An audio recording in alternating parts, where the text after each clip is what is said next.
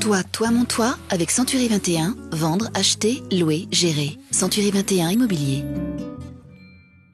Toi, mon toit, toi, mon tout, mon roi, toi, mon toit. L'état des lieux consigne l'état du logement et de ses équipements au moment de l'entrée du locataire dans les lieux puis à sa sortie.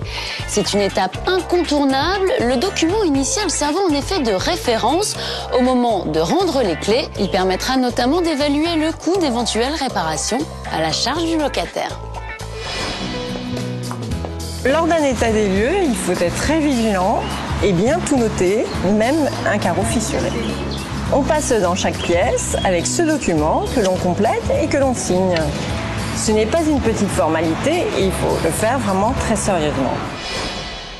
L'état des lieux doit être dûment rempli et signé par le propriétaire ou l'agence mandataire ainsi que par le locataire. Alors comme Thérèse, soyez vigilants et précis au moment de sa rédaction. Vous éviterez ainsi tout conflit. À toi, mon toit. Madame Delpech, alors quand le locataire s'en va, est-ce qu'il y a un délai légal pour restituer la caution versée ? Dans le cadre de la loi du 6 juillet 1989, le propriétaire bailleur ou son gestionnaire sont tenus de restituer le dépôt de garantie, déduction faite des sommes dues par le locataire, dans un délai maximum de 2 mois à compter du jour de la restitution des clés par le locataire. Mais alors comment éviter des retenues sur ce dépôt de garantie ?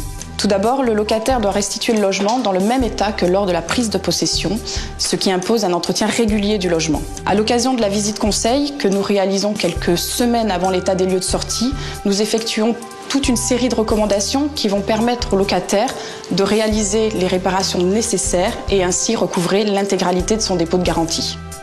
Merci. Toi, mon toit. Avec Century 21 Immobilier.